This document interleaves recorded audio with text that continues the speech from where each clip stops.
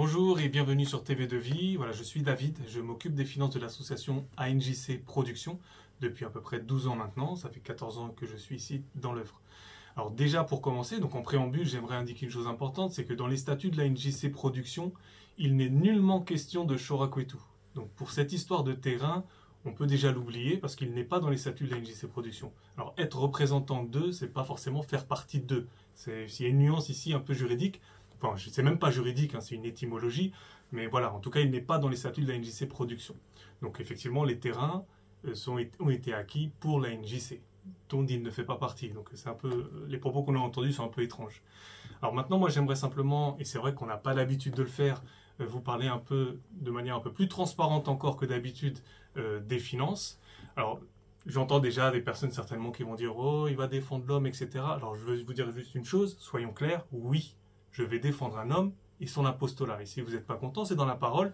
Vous pouvez prendre Romains 16 au verset 3, où Paul va nous parler de la défense de son âme, en fait, que des frères avaient défendu son âme. Ok, donc ça, une fois, ça c'est dit, c'est fait, donc on va passer maintenant au témoignage concernant les finances. Alors j'aimerais, devant le Seigneur aujourd'hui, et le déclarer haut et fort, jamais, au grand jamais, ne serait-ce qu'un centime n'est sorti du compte de la NJC pour aller dans les poches de Chorakwetu. Je veux que les choses soient claires dès le départ, et c'est important parce qu'on entend beaucoup de bêtises. Il n'a ni salaire, et je ne vire aucun centime, même pas un centime, c'est même pas des euros, on parle de centimes là. Même pas un centime n'est parti dans la poche de Chorakwetu. Pourtant, on a reçu même des sommes importantes, et vous le savez parce qu'on en avait témoigné, que ce soit 10 000 euros, que ce soit 2 fois 30 000 pour le soutien de l'hôpital, pour la construction de l'hôpital. Toutes ces sommes ont été déposées dans le compte bancaire avec justification parce que la banque le demandait. À partir d'un certain montant, il faut expliquer la provenance des fonds et c'est cette chose-là qu'on a faite. Donc ça, c'est un premier point qui est important à soulever parce que c'est vrai qu'on entend beaucoup de choses, mais nous, on est là. On n'est pas à 10 000 km pour pouvoir affirmer « Oh non, je vois, je sais qui tu es », etc.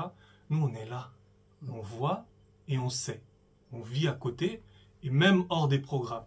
Donc il faut arrêter un peu de dire un peu des bêtises, parce que nous, on est là, on rigole un peu de loin de ce qui est dit, parce qu'on sait que c'est faux. Donc nous, on est juste à côté. Deuxième point important, pour vous parler un peu de cette intégrité. J'ai plein de témoignages, mais je ne vais pas durer, parce qu'il ne faut pas non plus... voilà, je vais vous donner un exemple. Une fois, on a reçu... un don pour des orphelins. Le montant, je ne m'en rappelle plus, mais voilà, on a reçu un don en liquide dans une enveloppe. Voilà. Et de l'autre côté, on devait soutenir, bon, je ne sais plus, je pense que c'était une personne, mais bon, je ne me rappelle plus, mais je me rappelle du moment parce que ça m'avait vraiment interpellé. Et on n'avait pas la liquidité pour soutenir cette personne. Et moi, j'ai suggéré, je me suis dit, bon, je ne voyais pas trop le mal. En fait, je me suis dit, bah, je vois ce qu'on peut faire. Bah, comme là, on a une enveloppe avec, je sais pas, peut-être une centaine d'euros, et on peut peut-être utiliser ça, et puis après, on les remettra dedans.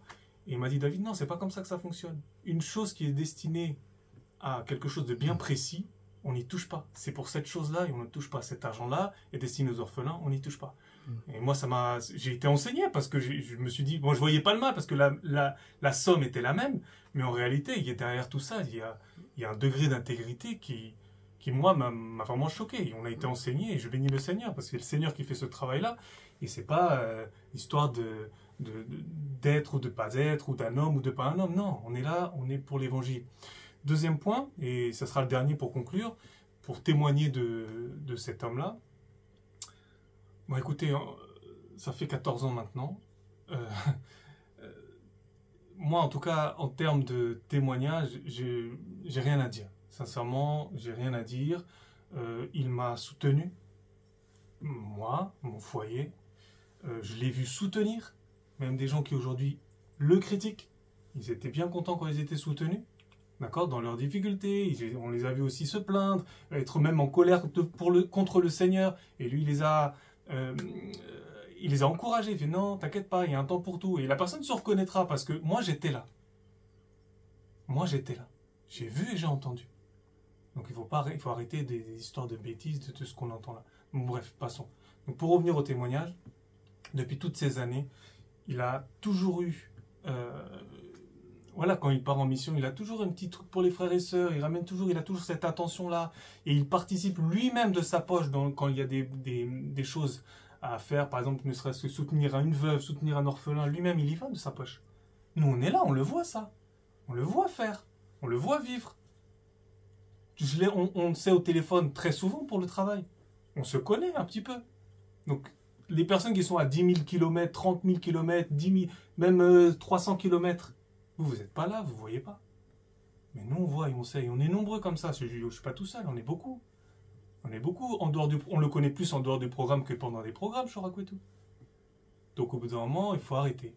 Donc, effectivement, tout ce qui a été dit, tout ce qui a été fait, nous, on le réfute, bien évidemment, parce qu'on connaît l'individu, on connaît le frère.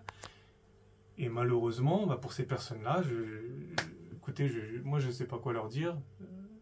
Il aurait fallu plutôt aller auprès du Seigneur, je ne sais pas. En tout cas, voilà, les choses sont faites, malheureusement. Donc voilà, je voulais juste prendre 2-3 minutes concernant ces explications-là, pour pouvoir éclairer un petit peu. Et puis, voilà, on n'a pas l'habitude forcément à exposer les choses, mais c'est surtout pour aider ceux qui pourraient être dans le doute, des nouveaux convertis, etc.